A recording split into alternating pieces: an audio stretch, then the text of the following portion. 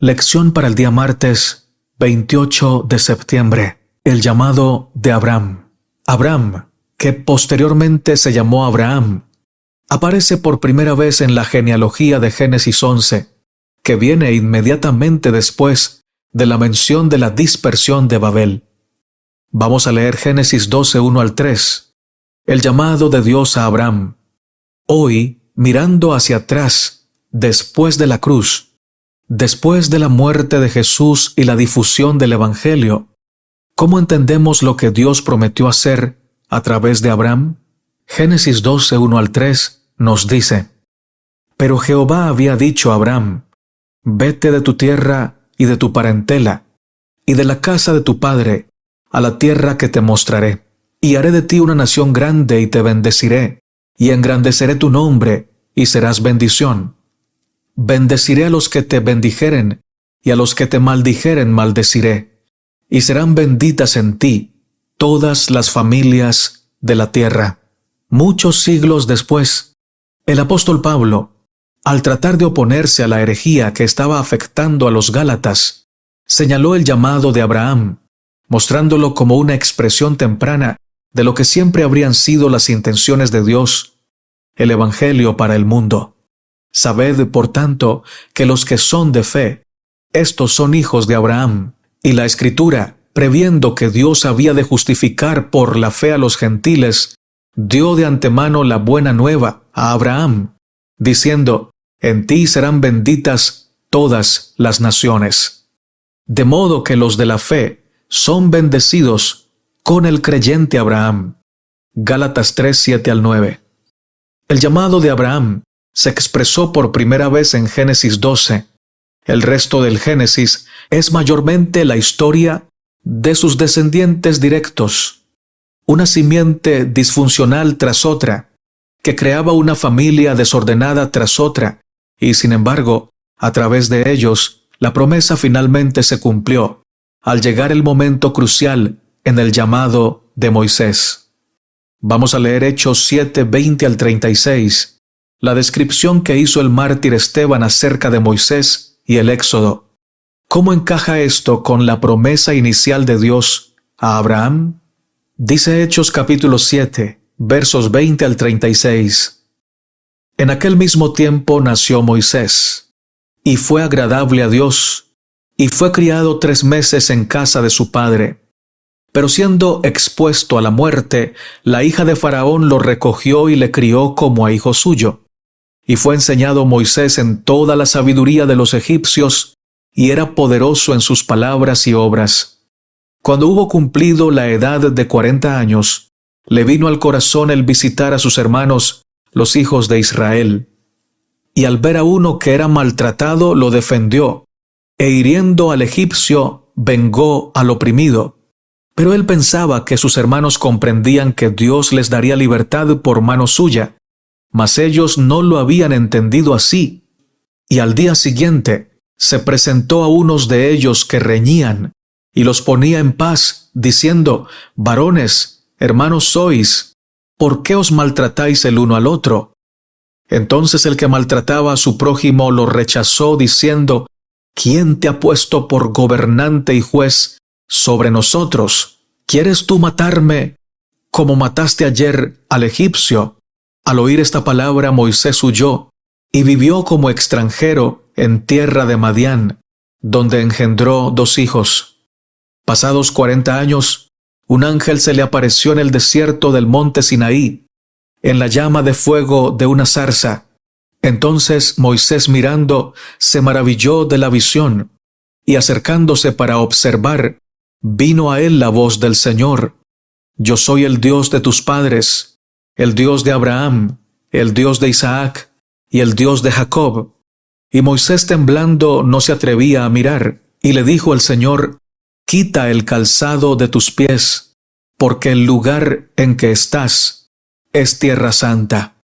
Ciertamente he visto la aflicción de mi pueblo que está en Egipto, y he oído su gemido, y he descendido para librarlos. Ahora pues, ven, te enviaré a Egipto. A este Moisés, que estuvo en la congregación en el desierto con el ángel que le hablaba en el monte Sinaí, A este Moisés, a quien habían rechazado diciendo, ¿quién te ha puesto por gobernante y juez? A este lo envió Dios como gobernante y libertador por mano del ángel que se le apareció en la zarza. Este los sacó, habiendo hecho prodigios y señales en tierra de Egipto y en el mar Rojo y en el desierto por 40 años. En un mundo inmerso en la ignorancia, el error y una generalizada falta de conocimiento de la verdad, las cosas no han cambiado mucho en más de 3000 años. ¿No te parece? El Señor llamó a un pueblo, a su pueblo, la simiente de Abraham, a salir de Egipto. En él buscó no solamente preservar el conocimiento de la verdad, es decir, el conocimiento de Jehová y el plan de salvación, sino también difundir ese conocimiento al resto del mundo. Hoy, ¿cómo nos vemos los adventistas del séptimo día en relación con el resto del mundo? Es decir, ¿qué cosas semejantes existen entre nosotros y el antiguo Israel? Más aún, ¿qué responsabilidad nos asigna individualmente esta semejanza?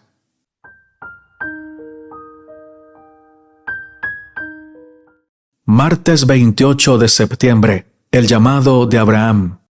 Génesis 12:1. Pero Jehová había dicho a Abraham, vete de tu tierra y de tu parentela y de la casa de tu padre, a la tierra que te mostraré. Antes de recibir el llamado de Dios, Abraham vivía con sus parientes cercanos en Ur de los Caldeos, una tierra llena de idolatría, tanto que aún la familia de Abraham, que era descendiente de Sem, y guardianes de la santa palabra de Dios, habían cedido ante esta práctica. Esto nos dice Patriarcas y Profetas.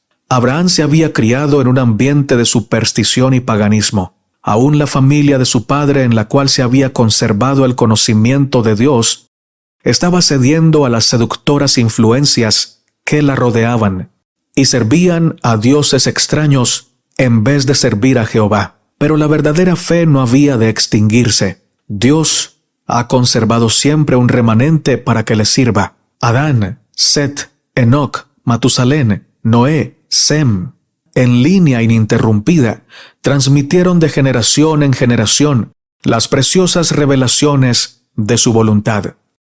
El hijo de Taré se convirtió en el heredero de ese santo cometido.